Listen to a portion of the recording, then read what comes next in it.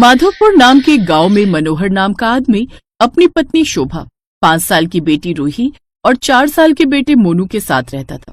मोहन का अपना एक मटर का खेत था। उसके खेत के मटर बड़े ही मीठे हुआ करते थे, जो पूरे गांव में सबको बड़े ही पसंद आते थे। सभी उसी की मटर खरीदना पसंद करते थे। एक रोज, इस बार फसल बहुत ही अच्छी हुई है।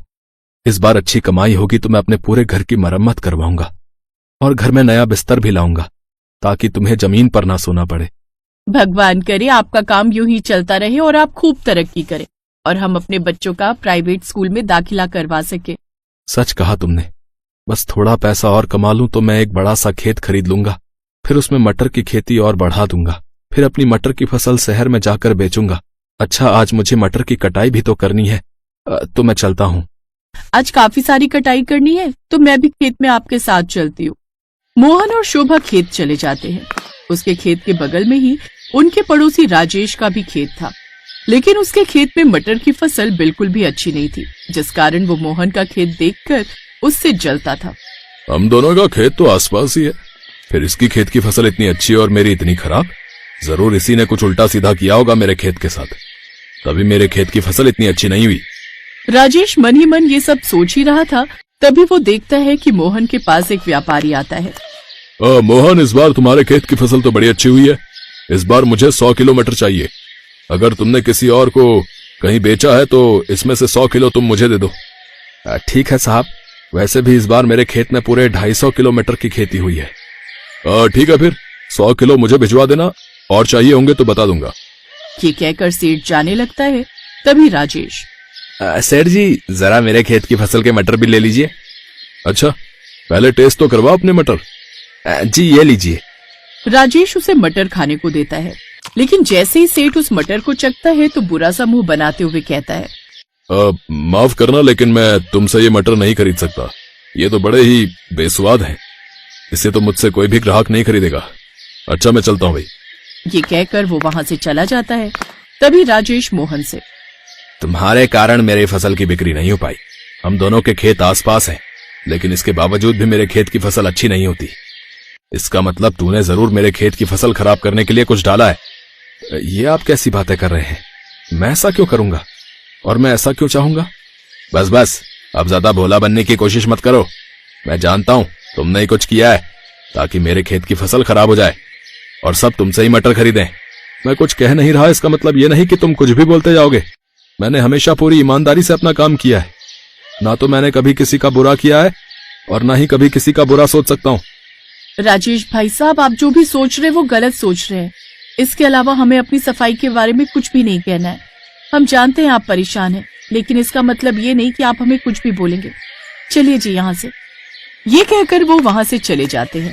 राजेश की बात सुनकर उन दोनों को बहुत बुरा लगता है। 3 दिन बाद मोहन सेठ जी को 100 किलो मटर बेच देता है, जिसके उसको अच्छे पैसे मिल जाते हैं। अभी भी उसके खेत की लगभग 150 किलो मटर बच जाते हैं। जब सेठ जी के खरीदे हुए मटर ग्राहकों ने खरीदे तो वो मटर ग्राहकों को बड़े पसंद आए, तो बाकी ठेकेदारों ने भी मोहन की बची हुई मटर खरीदने का ऑर्डर दे दिया। हे भगवान, तेरा लाख लाख शुक्र है। पता है शोभा, हमारे सारे मटर बिक गए। हमारी बची हुई मटर बिकने के भी ऑर्डर आ गए। अब मैं सोच रहा हूं कि बाकी की मटर बिकने के बाद मेरे पास जब सारे पैसे आएंगे तो उनमें से मैं कुछ पैसे राजेश भाई साहब को दे दूंगा, ताकि वो फिर से अपनी फसल उगा सकें। इस बार उन्हें फसल में नुकसान हुआ है तो उनके काम आ जाएंगे। लेकिन वो तो आपको ही अपनी फसल खराब होने का जिम्मेदार मानते हैं और आप उन्हीं की मदद करना चाहते हैं। उन्होंने आपको कितना बुरा भला कहा, उसके बाद भी आप उनकी मदद करना चाहते हैं। काश वो आपके मन के भावों को समझ पाते।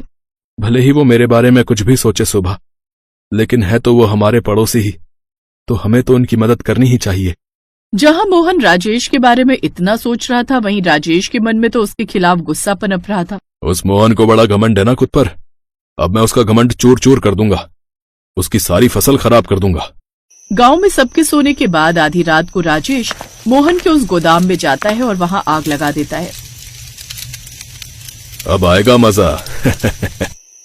अगली सुबह जब मोहन गोदाम में जाता है तो देखता है कि गोदाम में रखी उसकी सारी फसल जल चुकी होती है। हे भगवान, ये क्या हो गया? मेरी समझ में तो कुछ नहीं आ रहा। मेरी फसल, मैं बर्बाद हो गया। मेरी साल भर की मेहनत मेरी पूंजी सब खराब हो गई, अब मैं क्या करूं? कुछ देर बाद मोहन अपने घर लौट आता है और अपनी पत्नी को सारी बात बताता है।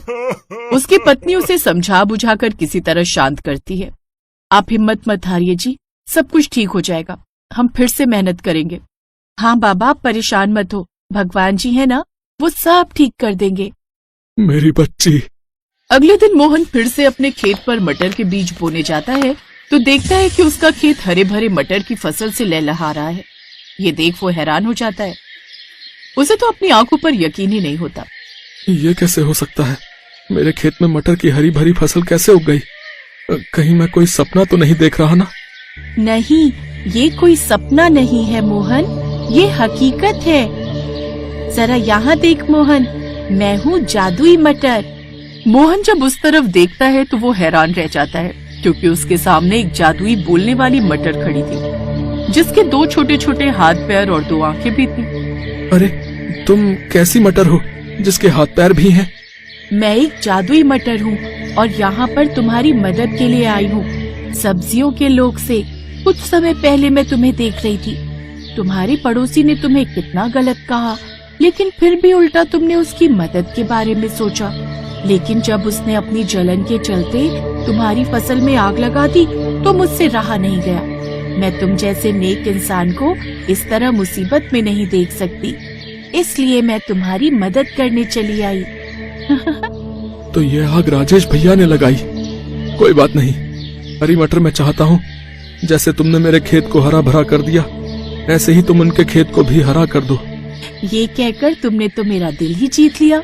अगर तुम ऐसा ही चाहते हो तो ठीक है, मैं तुम्हारे कहने पर उसके खेत में भी हरे भरे मटर की जादुई फसल की पैदावार कर देती हूँ।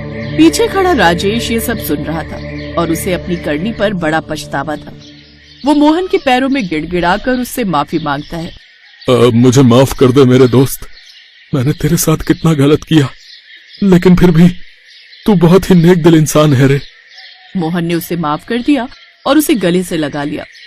अब उस दिन के बाद से कभी मोहन की जादुई मटर की फसल खत्म नहीं हुई और उसके मटर पहले से भी ज्यादा टेस्टी हो गए, जिससे उसकी बिक्री अब कई गुना बढ़ गई और कुछ ही समय में वो बहुत अमीर हो गया।